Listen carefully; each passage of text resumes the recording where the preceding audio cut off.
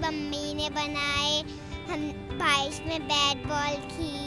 हम तो चाहते हैं कि अल्लाह पाक हर महीने हर साल ऐसी बारिश निकालता रहे, रहमत वाली। बच्चे बस जिद कर रहे थे चलो चलो चलो, आज छुट्टी करना पड़ी है कि बच्चों की ऐसे, क्योंकि ये मौसम बार बार नहीं मिलेगा, काम तो सारी ज़िंदगी चलेगा।